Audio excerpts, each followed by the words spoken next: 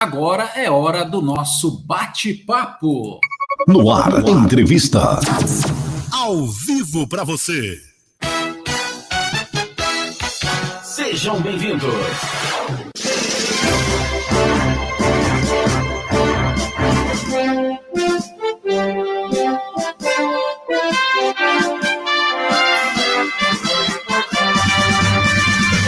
Quarta-feira, 8 de março. O ano é 2023, Dia Internacional da Mulher. Deixa eu tirar aqui a trilha para receber a nossa amiga policial penal Aline. Deixa eu ver se está tudo bem com a Aline Lara. Aline, que honra, que prazer receber você aqui neste dia com a gente, viu? Bom dia para você. Tudo bem? Me ouve certinho? Bom dia, Carlos. A honra é a minha, né? Tá tudo bem, sim, tô te ouvindo e muito obrigado pelo convite. Estamos aí para tentar agregar um pouquinho no programa. Legal, bacana, viu? É muito bom. Faz tempo, né, que eu quero trazer a Aline. Trouxemos ela acho que uma ou duas vezes aqui, mas a correria do dia a dia também, né? Aliás, nós vamos falar um pouco disso hoje, né? Porque além, né, de ser policial penal, né? Isso as mulheres, de uma forma geral, tem a casa para cuidar, tem os filhos, tem o maridão, tem muita coisa para fazer, né? E isso, olha, as mulheres realmente estão de parabéns, né? Precisam se desdobrar. Nós vamos falar um pouquinho sobre isso, um pouquinho de tudo, viu? Olha só, hoje, então, dia 8 de março, né? Dia Internacional da Mulher, por isso a gente trazendo, claro, a Aline aqui para falar. Nós temos algumas entrevistas que nós vamos colocar para a Aline também comentar, para a gente bater um papo bem tranquilo, bem legal, assim, né? Que a Aline tem muita história para contar, né? Ô, Aline, deixa eu começar aqui com você, porque outro dia eu conversava com uma amiga minha, né? E aí ela falava, eu falava para ela, né, das policiais penais, né? Ela falou, mas tem policial penal feminino, né? Eu falei, mas é óbvio que tem, né? Você sabia que existem unidades prisionais femininas e mesmo na masculina, né? Tem mulheres que também trabalham ali na entrada, né, na portaria. Ela falou, nossa, que bacana, ficou muito interessada, viu, Aline, inclusive em fazer parte da carreira. Ô, Aline, quando você começou a trabalhar no sistema prisional, como que era? Tinha um pouco dessa coisa, dessa novidade? Como que é, né, a mulher exercer essa função aí de policial penal, hein, Aline? Então, quando eu entrei no sistema, na Secretaria da Administração Penitenciária, na época nós tínhamos no estado de São Paulo apenas 4 unidades femininas exclusivas para mulheres e uma quinta unidade, que era uma unidade mista, que na verdade era um hospital de custódia. Então, hoje, eu nem sei te falar ao certo quantas unidades nós temos, mas o número cresceu de uma forma muito significativa. Nós temos unidades femininas espalhadas por todo o estado. Eu acho que a dificuldade em relação à profissão em si primeiro desmistificar isso, né? A questão da segurança, ela é muito ligada ao fator masculino. Então, quando a gente pensa, né, e é uma questão cultural só, né? Quando a gente pensa em segurança, a gente já pensa na figura no homem. E estar ali iniciando, eu lembro que eu era muito nova, eu não tinha experiência alguma nem de vida, né? Eu era novinha mesmo. Estar num mundo paralelo, é um mundo totalmente apartado da nossa sociedade, abre-se uma janelinha e a gente trabalha além dessa janelinha, com regras, né, tão diferentes, com costumes tão fora do nosso padrão, tão, enfim, foi uma experiência, tem sido uma experiência boa, e eu posso te garantir que, apesar de todas as dificuldades, eu tenho prazer de fazer o que eu faço, tenho honra em garantir que eu dou o meu melhor, né, enquanto profissional, E é isso. O mundo foi mudando, né? A sociedade vai mudando. E com isso os papéis, inclusive no ambiente de trabalho, também muda. Realmente, né? E precisa mudar, né? O ambiente de trabalho, as pessoas precisam evoluir, né? Isso é mais do que obrigação, né? Principalmente quando a gente se diz assim em tratamento de igualdade, porque há muito tempo atrás, né? Havia ainda essa diferença, né? Quer dizer, a ponto de as mulheres chegarem um dia a não terem nem o direito de votar, né, não terem liberdade, né? Graças a Deus, né, Aline, que nós evoluímos. Ô, Aline, eu vou trazer aqui para a gente acompanhar, queria que você acompanhasse comigo a fala de uma policial legislativa, a Graziela Ramalho. Ela atuou ali, né, naquela linha de frente contra os invasores, nessa invasão que teve no dia 8 de janeiro, lá nas instituições democráticas, né? E bem legal, assim, a fala dela, eu queria que você acompanhasse comigo o testemunho que ela dá também, né, deste mesmo amor, né, dedicação ao trabalho aí que vocês policiais penais têm. Eu achei bem legal o testemunho dela. Olha só que bacana, Aline, ó. Foi um domingo, né? Eu estava me preparando para ir para o parquinho com meu filho. O meu marido recebeu pelo WhatsApp as imagens. Entrei no grupo imediatamente e já tinham lá algumas mensagens de pedido de apoio, né? Todos os policiais. Nós fomos orientados a fechar a linha entre o Salão Verde e o Salão Azul. E lá foi o pior confronto. Era um instinto de matar. Tudo que eles encontraram, eles usaram contra nós. Quando eles começaram a arremessar os extintores, esse vidro estraçalhou em cima de mim. Nós estávamos todos armados, mas não se usa armamento letal para conter uma multidão. E a nossa missão é conter ainda que a gente se sinta ameaçado. Lá no túnel do tempo a gente resistiu, eu fui ameaçada de morte. A gente aguentou na raça durante muito tempo. E eu pensava, né, talvez alguém morra aqui hoje, talvez seja eu. Eu vou conseguir relatar para o meu filho algo muito pessoal. Eram pessoas com ímpeto de destruição. Não tem ideologia que sustente isso, gente. TV Senado. Democracia todo dia. Legal, né, Aline? Ô, Aline, quando você olha para o túnel do tempo da tua vida, da tua experiência aí também, possivelmente você também deve ter aí vivido experiências difíceis, né? Como ela relatou aí agora, né, Aline? É, é realmente uma viagem. Em janeiro de 2000 foi quando eu iniciei, né, na profissão. O perfil das unidades femininas era totalmente outro. As mulheres que estavam envolvidas na vida do crime também, o perfil delas também estava mudando. Elas deixavam de ser somente as mulas, né, as que levavam droga para os maridos ou companheiros nas unidades prisionais, em dia de visita, e elas estavam começando a ocupar alguns papéis importantes, né, dentro da hierarquia deles e desenvolvendo outros tipos cometendo outros tipos de delitos. E a nossa rotina, eu iniciei na feminina, né, a nossa rotina também era outra. A gente transitava, né, entre as detentas durante o banho de sol, a tranca dos pavilhões ainda não tinha um horário padrão, as atividades elas não eram padronizadas no todo, e essa ideia de que a mulher, a policial penal, ela é necessária dentro dos presídios, ela ainda é um pouco mistificada com a ideia de que estamos lá só porque tem uma outra figura feminina, isso principalmente dentro das unidades masculinas. Então, quando se pensa numa policial penal, numa unidade feminina, a gente já se remete à portaria, né? Vai receber visitante, e não é bem assim.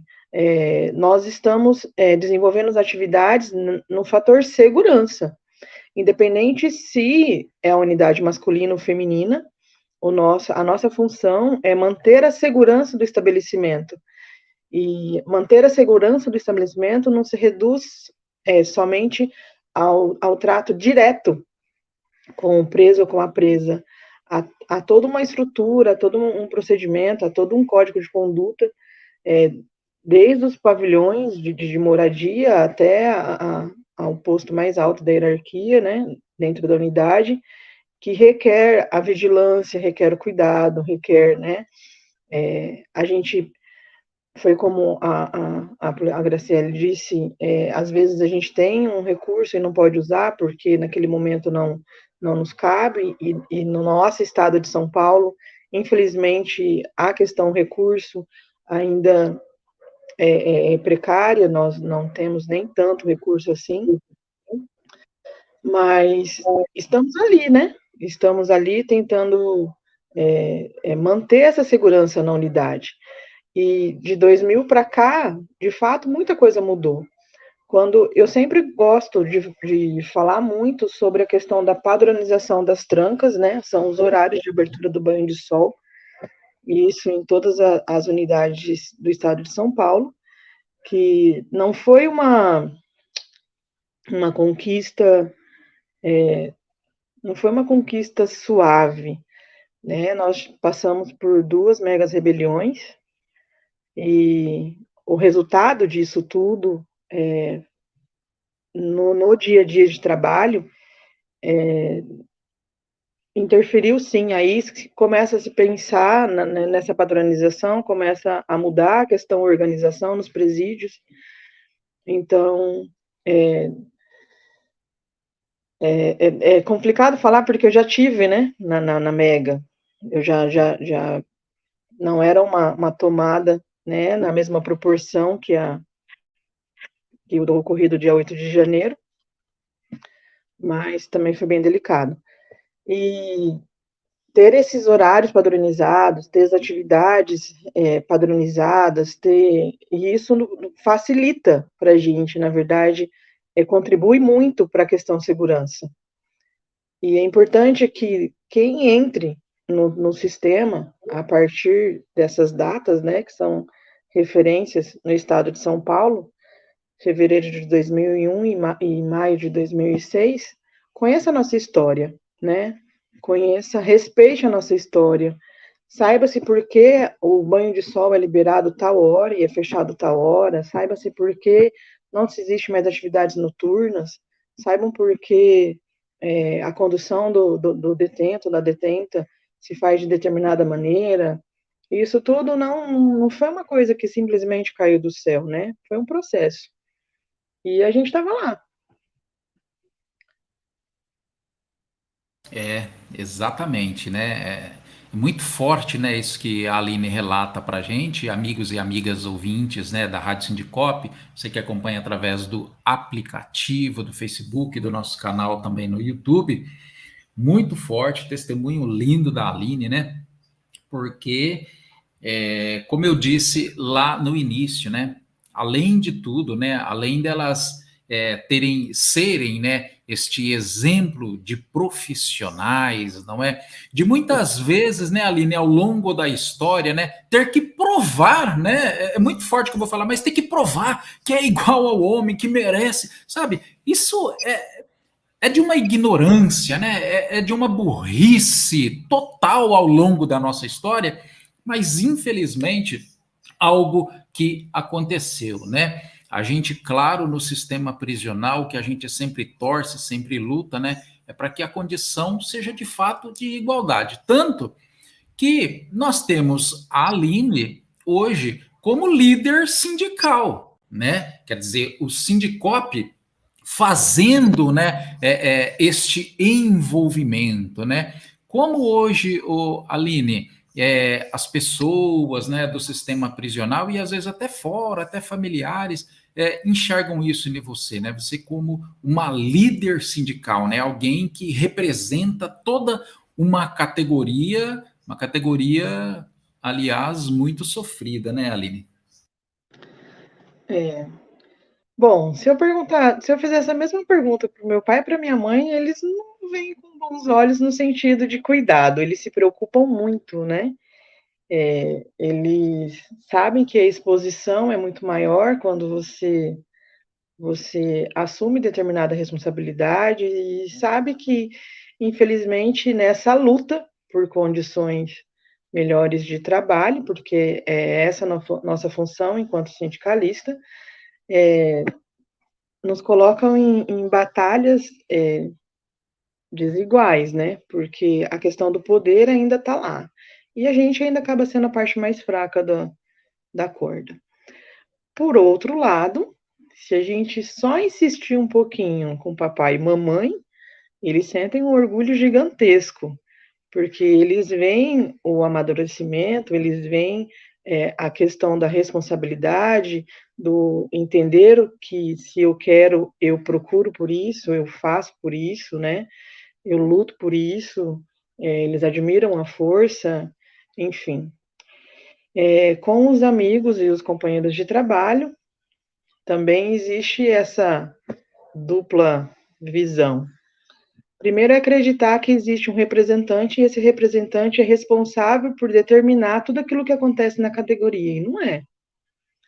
Nós somos apenas representantes da categoria. Alguém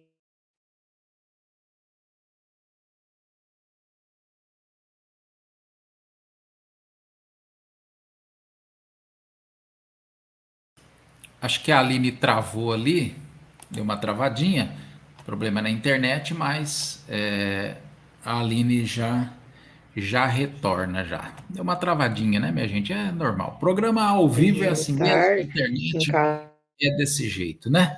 Deu uma travadinha, a Aline já volta indo, conosco para continuar aí. Tá aí, a Aline voltou. Tinha dado uma travada, Aline, pois não?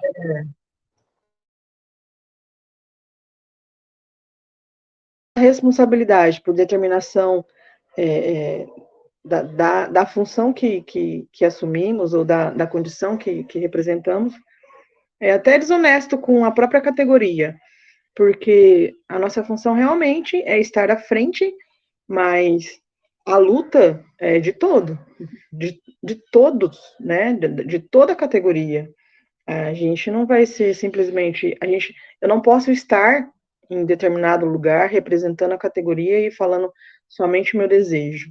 Então, eu preciso entender que o meu papel é de representatividade, não é de vontade própria, né? Eu não determino.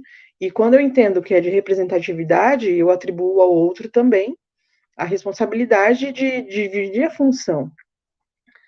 Por outro lado, eles também se sentem mais seguros em saber que dentro da unidade existe um representante sindical, que tem um acesso mais rápido e tem uma outra visão e pode defendê-los, ou pode brigar por eles, ou pode, inclusive, alertar, assim, sabe? Não que sejamos cobertos da razão o tempo todo, porque a gente está sempre aprendendo, mas é interessante saber que existe alguém político no meio, né? E eles sabem usar bastante isso, eles sabem usar bastante essa condição, sim.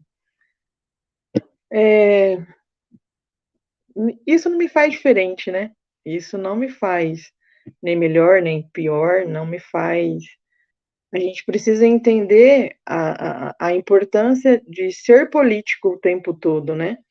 A nossa função é uma questão política também. Quando eu exerço as minhas funções e quando eu exijo direitos e quando eu cumpro deveres, aí está não só uma questão de cidadania, mas de política mesmo. Eu preciso entender que eu estou ali pelo outro e para o outro, embora é uma necessidade minha trabalhar, né? Então, essas ligações, essas inter-relações, a divisão de responsabilidade, precisa estar muito clara para todos, porque a minha função eu sei, mas eu não posso fazer sozinho, eu preciso do outro, né? O outro que me dá força para a luta. Realmente, verdade. Até você me fez lembrar agora, Aline, falando dessa questão política também, nós recebemos ano passado aqui na Rádio Sindicop, você deve ter com certeza acompanhado, né? A a secretária de Estado da Administração Penitenciária, né, do Rio de Janeiro, a Maria Rosa, né? Quer dizer, eu achei fantástico quando eu fiquei sabendo que no Rio de Janeiro uma mulher estava à frente, estava no comando de toda a administração penitenciária, né? E aí eu falei, não, eu preciso trazer ela aqui na rádio. E ela veio, bateu aquele papo, foi quase 1h30 de conversa com ela aqui.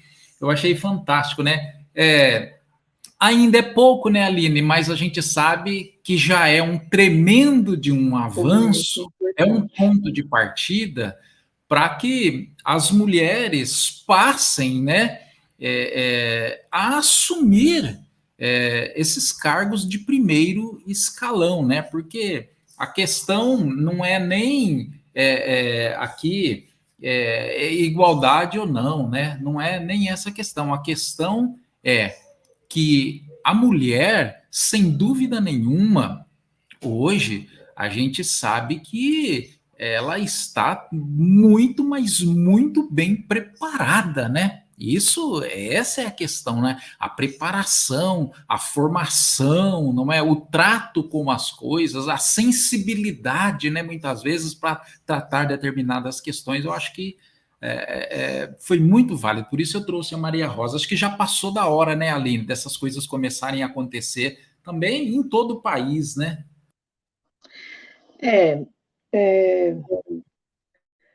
Eu gosto de desmistificar algumas coisas culturais. E quando eu repenso, né, quando eu reflito sobre isso, o meu comportamento muda. O que eu quero te dizer claramente? Quando a gente fala sobre mulher no mercado de trabalho, a impressão que eu tenho é que o discurso ele caminha como se fosse algo inclusivo, né? Há todo um esforço para incluir a mulher no mercado de trabalho. Mas as coisas não são bem assim, né? Não há uma inclusão da mulher no mercado de trabalho por uma questão de boa ação. Há um reconhecimento das habilidades femininas para determinadas coisas e a necessidade dessas habilidades no mercado de trabalho. Tanto é que existem indústrias, fábricas, posso citar aqui, no caso, por exemplo, a Nestlé, que a preferência é mulher. Mas é porque lida com chocolate. Não, porque lá tem maquinários, né? Ninguém mexe, ninguém faz o chocolate com a colherzinha. A habilidade mesmo da mulher sobressai naquela função do homem. Então, gera muito mais lucro ou menos prejuízo, né? Para a empresa. Então, há necessidade da mulher no mercado de trabalho. Não é algo de mera bondade trazer a mulher para o mercado de trabalho. É a primeira coisa que eu preciso entender e reconhecer em mim. O que eu faço é importante e é necessário para a sociedade. Isso valoriza, isso me valoriza, né? Se eu entendo que a minha função tem essa importância, tem essa utilidade, eu já me comporto de uma forma diferente. Você não está me fazendo um favor. O meu serviço é importante para ti, né? Então, eu já me posiciono diferente. Outra questão que eu gosto muito de comentar é a questão da maternidade. A questão da maternidade no mercado de trabalho é um ponto crucial para discussões gigantescas, né? Primeira coisa, falou mulher, maternidade, mercado de trabalho, a primeira coisa que se pensa é na licença maternidade. São 4 meses, 6 meses, 6 meses no serviço público, né? Que a mulher não trabalharia. E aí remete a um pensamento de que a maternidade é uma satisfação só para a mulher. Pera lá. As coisas não são assim. O que é a maternidade? É a procriação, né? É o estabelecer a vida, é dar a vida, é manter a raça humana. E a maternidade, um filho não é gerado sozinho.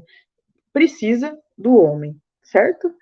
Então, dar luz a filhos é manter a sociedade viva, é manter a humanidade viva. Essa não é uma necessidade só minha, essa é uma necessidade do mundo. Então, eu já me coloco, enquanto mãe, de um outro papel. É claro, é óbvio, que não existe para mim hoje nenhuma experiência mais importante do que ser mãe. Eu amo ser mãe, eu amo os meus filhos acima de qualquer coisa. Mas eu vejo que, embora esse amor todo, também há uma necessidade para a humanidade. Eu me fazer mãe, né, também faz parte dessa necessidade. Se faz parte dessa necessidade, algumas coisas também precisam me ser garantido. Aí a gente volta lá atrás. Bom, maternidade, mulher, maternidade, e aquelas que não querem ser mães deixam de ser mulheres ou se tornam menos mulheres? Não. O que faz uma mulher uma mulher? Só maternidade? Não. Existem características muito peculiares da mulher. E a sensibilidade é uma delas, né? A docilidade é uma delas. Alguns maridos vão dizer que existem mulheres brutas, mas até a brutalidade feminina é diferente da brutalidade masculina. Existem características muito peculiares da mulher, certo? Muito, muito peculiar. Que torna a mulher mulher. E essa característica, essa feminilidade, essa necessidade de manter a sociedade, a humanidade viva, que me faz a condição de mãe ser muito especial. A criança, quando nasce, ela nasce com uma necessidade de cuidados tremenda, ela é totalmente dependente. E ela é dependente da mulher? Não, ela é dependente de um adulto, né? Mas se eu, enquanto mãe, se eu, enquanto mulher, se eu crio esse vínculo, né? Se eu atendo essas necessidades, eu estou garantindo à sociedade não só a geração de um ser humano, como uma criação de um ser humano também mais dócil, também mais conciso na sua formação, né? Porque esse início é fundamental para a formação, para a evolução do ser humano. Aí me faz a necessidade de estar presente mais tempo. Então, se o meu trabalho é importante, é necessário, se a minha condição, se a maternidade também é necessária para a humanidade, conciliar essas duas necessidades não é só uma necessidade minha, é uma necessidade da humanidade, né? E estar presente com os meus filhos um pouco mais tempo, pelo menos no início, ali no começo, não é só um prazer meu. Mesmo porque o homem também tem desenvolvido, né, essas atividades, essas funções ao longo do decorrer do tempo, também tem mudado e também tem se inserido mais nessas funções. Tem não dividido os papéis, mas tem assumido com maior responsabilidade de uma forma diferente em relação a essa afetividade. Não se resume a função, a obrigação apenas do manter o alimento na mesa, mas de interagir, de se relacionar com a criança, isso também tem mudado bastante. Então, a gente precisa admitir, né, que esse início aí, que esse princípio não é só uma questão de prazer ou de realização pessoal, mas também uma questão de necessidade da própria humanidade. Ah, Aline, mas isso não tem nada a ver. Tem, claro que tem. Se a gente pensar, principalmente eu enquanto policial penal, quando a gente tem determinados detentos recolhidos ali, a gente sabe que o comportamento é totalmente diferente, a gente vai estudar o histórico dessa pessoa. E a gente vai ver que, na maioria das vezes, os detentos mais rebeldes, os detentos que me dão mais trabalho no dia a dia em relação ao comportamento, foram crianças que cresceram largadas no mundo, sem um acompanhamento de um adulto, aprenderam a andar na rua, ou aprenderam a andar dentro de uma cadeia, ou já desde pequenininho já são dependentes de algum químico, de alguma droga, de alguma ilicitude, já está ali totalmente fragilizada. E isso refletiu lá na frente. A falta de cuidado hoje me dá trabalho. Então, se eu sou poupada um pouco mais tempo para estar cuidando dos meus, isso não pode ser visto apenas como uma questão de realização pessoal minha, mas de cuidado com a própria humanidade. Então, a gente precisa, sim, manter a luta por essa inserção profissional, a gente precisa não medir esforços para conquistar novos espaços, para principalmente estar à frente de algumas de cargos e outras funções. A gente não pode ter a nossa habilidade profissional reduzida ao lavar, passar e cozinhar. A gente é capaz de pensar de uma forma muito mais coletiva, decisiva, muito mais complexa do que simplesmente a organização do local ou a limpeza do local. A gente precisa lutar por tudo isso, mas a gente também precisa falar, opa, essa necessidade de ser mãe, de cuidar do outro, da criança, ou o prazer de estar, eu também preciso defender com unhas e dentes, porque hoje, quando a sociedade, e se a gente conversar com um pouco mais de adolescentes que já se recusam, falam, eu não quero ter filhos, já foi embutido na mentalidade deles a ideia de que ser mãe é muito trabalhoso, dá muito trabalho, e filho só dá decepção. As coisas não são assim, é trabalhoso, claro que é trabalhoso, mas não é um cargo pesado a ponto de eu abrir mão disso tudo, né? E principalmente do que me torna mais próximas do divino, né? Eu preciso entender que as minhas atividades domésticas, elas também fazem parte do meu dia a dia. Elas também são necessárias, elas também são importantes. E se eu entendo isso de uma forma natural, eu tiro o peso do cozinhar todo dia, eu tiro o peso do lavar todo dia, eu tiro essa sobrecarga. Porque hoje, Carlos, o que mais pesa são os rótulos que eles colocam de que a gente precisa mais, e que eles vão diminuindo o que eu faço. Existem mulheres que optaram por não trabalhar fora, optaram por ter uma vida totalmente doméstica. E quando elas começam a ouvir discursos assim, elas se sentem inferiores, e elas não são inferiores. Elas são felizes com o que fazem, né? Elas são felizes com esse modo de vida que elas optaram. A gente precisa separar exatamente o que é me posto como uma obrigação, como é me posto como a única opção que você tem é essa, quando me tira o direito de escolher. Isso sim é perigoso. Mas a escolha de ser doméstica também é uma escolha. A escolha de dividir. Se eu estou trabalhando fora, né, se eu tenho um trabalho fora da minha casa, eu posso me organizar, já que eu não tenho identificação nenhuma com os atributos domésticos, por pegar alguém para fazer. Não é?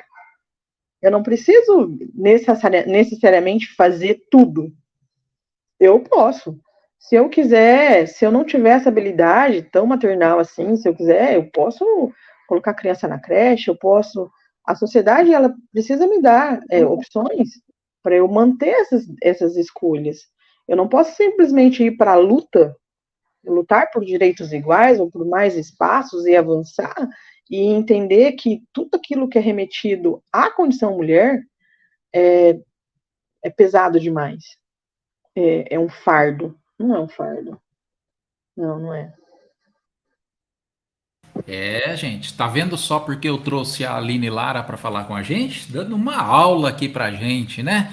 Você que acompanha pelo aplicativo, que está ouvindo aí, se quiser migrar aqui também para o Facebook e para o YouTube, viu? Para acompanhar. Que beleza, hein?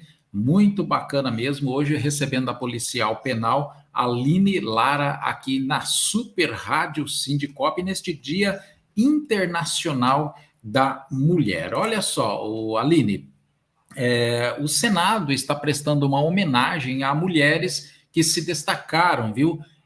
Concede o diploma Berta Lutz 2023. Vamos acompanhar comigo essa reportagem bem bacana aqui, para depois a gente bater um papo sobre esse tema e um outro tema um tanto polêmico que eu queria falar com a Aline aqui.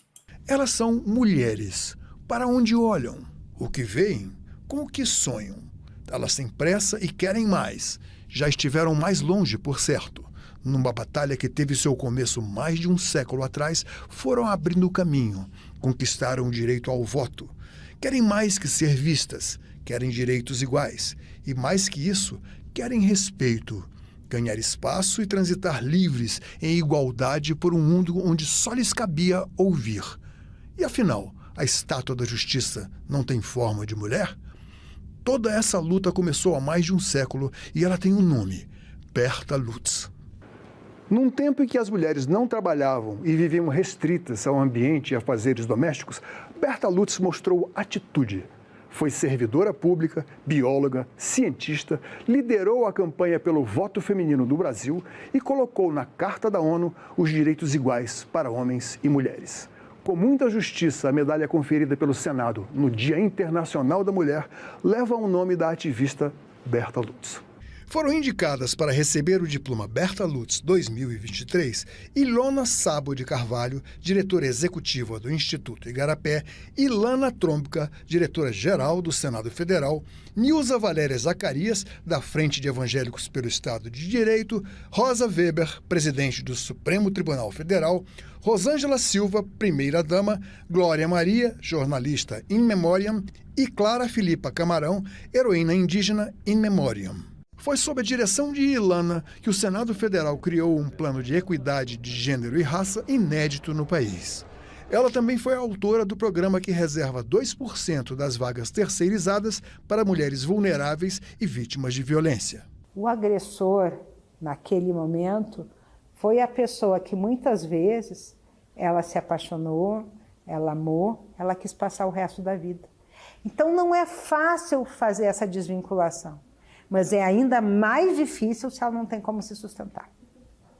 Né? Por isso que a cota é importante. Ela não é a solução para todos os problemas sozinha, mas ela é sim parte dessa solução. É bem isso, né, Aline, que você relatou para a gente, não é mesmo? Aline, recentemente nós tivemos um caso vergonhoso, e isso não foi em qualquer lugar, não. Foi na Assembleia Legislativa do Estado de São Paulo, né? Aquele caso onde a deputada Isa Pena, não é mesmo? Acabou sofrendo ali uma importunação sexual, onde inclusive vídeos, não é, comprovaram e rodaram aí as redes sociais, toda a internet, envergonhando uma instituição, né, que por hora a gente fala, bom, não acontece absolutamente nada disso, né? Mas houve, inclusive, por 86 votos a favor e nenhum voto contra, não é? A suspensão inédita aí que ocorreu na Assembleia Legislativa contra o deputado, né, que teria cometido aí, que cometeu esse ato, né, o Fernando Cury, não é mesmo? Ficou suspenso aí por 180 dias. Lamentavelmente, esse tipo de coisa ocorre numa casa como essa, né? Como que você enxerga, Aline, essa situação ainda sofrida pelas mulheres em relação a assédio, né? E não só o assédio envolvendo a questão sexual, né? Porque eu acho que ultrapassa, né, essa questão, principalmente no ambiente de trabalho, né? E eu creio que também no meio público, né, de servidores públicos, a coisa também não é tão diferente assim. Afinal de contas, já ocorreram diversas denúncias e eu acho que a questão é essa, né, Aline? Já foi o tempo em que se tinha medo, em que se guardava, em que se ficava calado, em que se omitia e que se nada fazia. Isso não existe mais, né, Aline? Infelizmente existe. Infelizmente.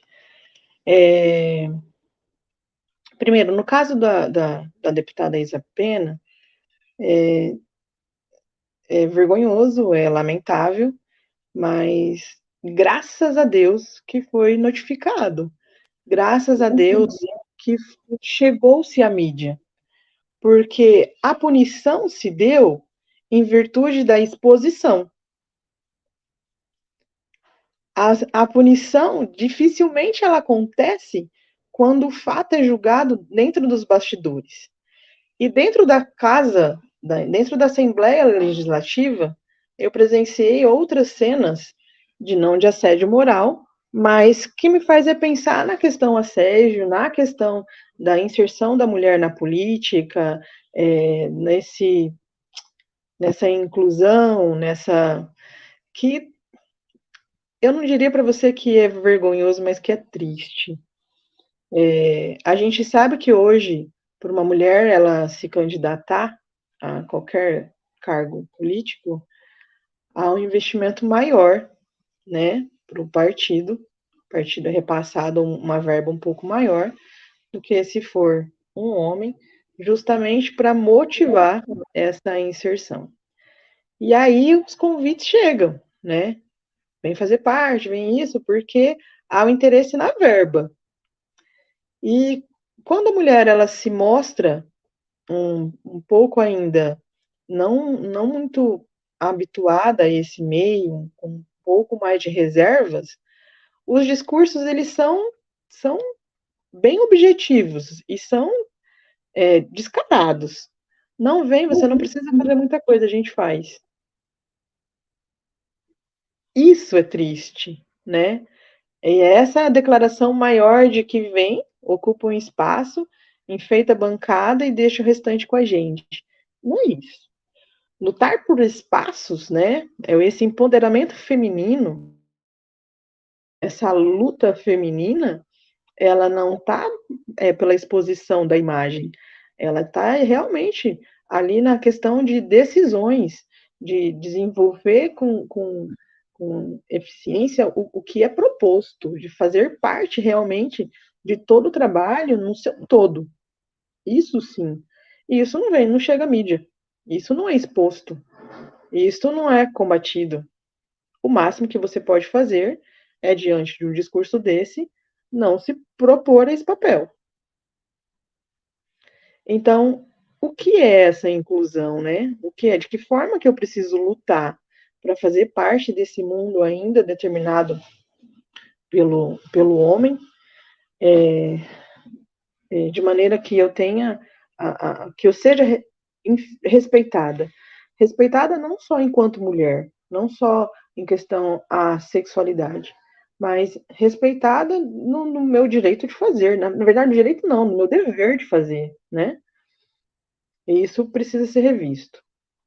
Hoje eu assistia uma reportagem logo pela manhã, onde foi sancionada uma lei, né, dentro da questão de saúde, que pacientes mulheres que estiverem sendo submetidas a procedimentos onde estão totalmente dopadas, né, sem a consciência plena ali do que está acontecendo, passa a ter o direito de apontar um profissional da saúde para acompanhar o procedimento, evitando que violências sexuais ocorram durante o procedimento. É um passo muito importante para a nossa segurança. Claro que é. É óbvio que é um passo muito importante para a nossa segurança. Mas a que ponto chegamos, né? Qual é a necessidade? O porquê que eu preciso reforçar a minha segurança e a ética masculina, a ética do profissional homem, não é trabalhado? Porque ainda se tem tantos casos, por que a punição não é mais severa para quem já cometeu, para quem de modo a evitar outros? Por que a impunidade, né? O porquê é tão comum nesse meio a ponto de que atitudes como essas sejam corriqueiras? O porquê eu preciso sempre olhar para mim como o meio mais frágil, né? Por quê? Né? É triste. Dentro do ambiente de trabalho, o assédio também acontece. O assédio moral, o assédio sexual. O sexual, eu acho que a mulher hoje, ela está mais preparada, ela está mais encorajada a denunciar o sexual. Mas o assédio moral, Carlos, é muito difícil. É muito difícil. E a dificuldade está principalmente porque ele fragiliza muito, né? Ele fragiliza. As leis, elas precisam ser mudadas porque, principalmente dentro dos processos administrativos, a minha palavra, a palavra da vítima, ela não tem tanto peso. Ainda se recorre à questão de provas, ainda se recorre a... E isso dificulta. E aí, diante da impunidade e ainda da necessidade do convívio profissional com o agressor, muitas vezes há o silêncio. Porque ninguém vai cometer um assédio ali na frente de todo mundo, né? Normalmente vai ocorrer. Exatamente. Exatamente. E não é assim, não é, principalmente dentro dos presídios, né? Vamos falar da nossa realidade, do policial penal. A gente não pode entrar com o celular para filmar, né? É diferente do que acontece na rua e daqui a pouco tá todo mundo filmando, tá todo mundo expondo, jogando na mídia, tá? O que acontece dentro do presídio, mora dentro do presídio. Não há produção de provas. E se eu conseguir provar ainda, eu vou responder por isso, porque eu sou, né, proibida de produzir essas provas. E eu também não tenho testemunho. Primeiro porque o agressor, ele tende a fazer isso de uma forma isolada. E segundo, a gente não tem nem contingente para andar em dois o tempo todo. A gente assume 2, 3 postos, né, sozinho. A gente, enfim. E terceiro que se o agressor age comigo dessa forma e me assusta, vai agir com quem tentar se dispor a me ajudar. É complicado. É claro que se iniciou um trabalho de combate a isso tudo. É óbvio que sim. Mas não é uma coisa que muda a realidade como num passe de mágica. A gente vai precisar de tantas outras que tentem, ainda que se sintam injustiçadas, ainda que não deem nada, ainda que, sabe? Mas a realidade, ela precisa ser exposta. Ela precisa, os números, eles precisam ser mostrados, porque são os números que impressionam, né? Não é o meu choro, não é a minha dor que impressiona. Mas se dentro de uma determinada unidade, ao invés do choro ser exaltado, mas os números de denúncias serem exaltadas, aí sim o olhar terá que ser mudado, né? O foco terá que ser mudado. As primeiras denúncias, com certeza, assim, na maioria não serão justiçadas, mas tá lá, precisa fazer parte do processo, a gente precisa entender que se a gente não mostrar a realidade, nada será feito. Porque hoje, com o início do trabalho, né, de combate ao assédio moral, o assédio no trabalho, o assédio sexual, enfim, nesse contexto, dá essa impressão que acabou, que não tem mais. E é mentira, tem. E não é pouco. Tanto que eu te provoquei aí na questão, né? Eu falei, não existe mais, né, Aline? Você imediatamente já rebateu. Ah, existe sim. E como existe, né? E um curioso também, Carlos, é que quando a gente pensa no assédio moral em relação à mulher vítima, a gente imediatamente atribui um gênero ao agressor, masculino. Nem sempre é isso. Nem sempre. Nem sempre. A questão da sororidade, ela precisa ser muito discutida, ela precisa ser muito esclarecida, ela precisa, porque há uma questão cultural de que a mulher compete com outra mulher o tempo todo, né? que ela não se veste para o marido, que ela se veste para provocar outra, que ela tem toda, é uma questão cultural, é uma questão cultural. E quando uma mulher, ela consegue atingir determinados postos de poder, essa ideia também de que o poder era mantido pelo autoritarismo também faz dela uma agressora, né? Também faz dela o poder, o cargo, ele não pode ser estabelecido por negligências, né? Por vista grossa, tampouco pelo abuso do poder. A gente precisa olhar o outro, independente do gênero que eu tenho. Eu preciso cuidar do outro. Então, o assédio, geralmente, é uma questão hierárquica. Precisa estar definido, não é uma questão de gênero, é uma questão hierárquica. Realmente, viu? Gente, são 10 horas agora, 2 minutos, 10 e 2 aqui na sua Super Rádio Sindicop, 8 de março, Dia Internacional da Mulher. Hoje nós conversamos aqui na Rádio Sindicop com a Aline Lara. Que satisfação tremenda, que honra tremenda receber hoje a Aline aqui na Rádio Sindicop. E viram só, né? A aula que a Aline deu para gente aqui, eu com certeza aí vou perturbar a Aline muitas outras vezes para que ela esteja mais presente aqui com a gente, viu, Aline? Você tem Estou me uma esforçando. coisas, tem que estar mais aqui, Aline, participar mais com a gente aqui. Eu vou te perturbar, viu? Ai, segura teu zap agora, viu? É sempre um prazer conversar com você. Você sabe que a gente se conhece lá atrás, né? Antes da rádio, e a gente já dividiu algumas histórias profissionais juntos, a gente já tem, né? Foram poucos os contatos, mas foram contatos significativos. Eu tenho um carinho muito grande por você, eu tenho um orgulho danado pelo que você tem feito pela categoria. A rádio Sindicop é muito importante para a gente, né? É bom saber que a gente tem um ponto na mídia que a gente possa conversar. Infelizmente, ela ainda não é acessada da maneira como a gente esperava, as pessoas ainda desconhecem não, as pessoas ainda não valorizam como poderiam valorizar, mas a gente sabe que tudo é um começo, né? E daqui a pouco a gente vai, enfim, entender a importância, a gente vai, enfim, valorizar o que a gente tem, porque o gramado do outro é sempre mais verde, né?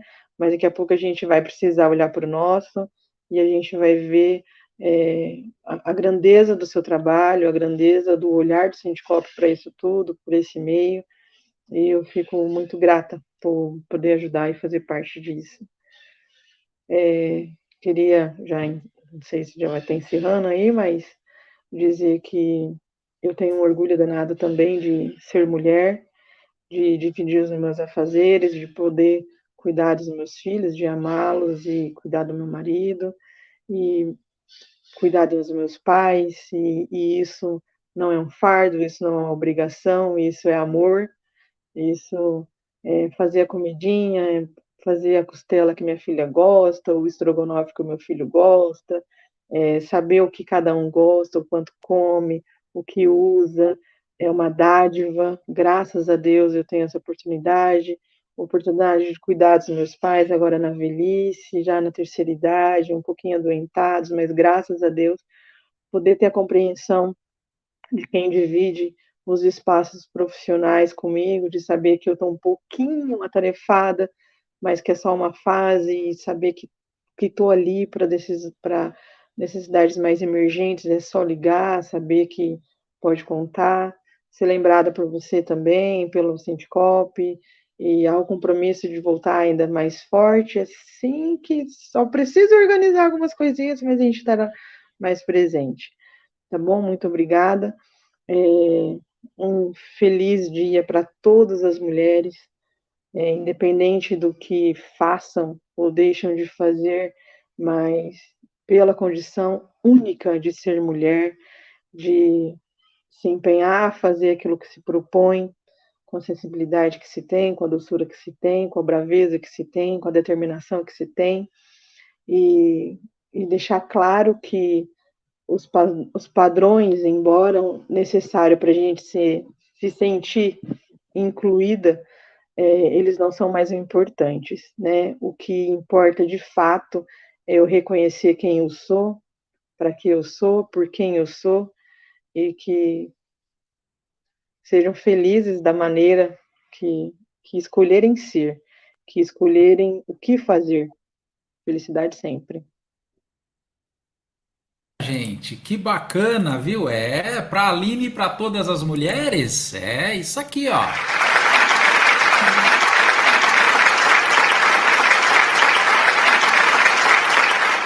Dez horas, 7 minutos na sua Super Rádio Sindicop. Eu falei com a Aline Lara, policial penal, mãe, mulher, diretora sindical. Sempre um orgulho recebê-la por aqui. Muito obrigado, Aline, pela sua participação. Obrigada. E até breve, viu? Tchau, tchau. Tchau. 8 de março é o dia de prestar nossa homenagem às mulheres. Dia de reconhecer sua força, suas lutas e sua perseverança na construção de uma sociedade mais justa e igual. Dia de parabenizar pela determinação com que elas enfrentam os desafios de ser mãe, esposa e ao mesmo tempo profissionais exemplares.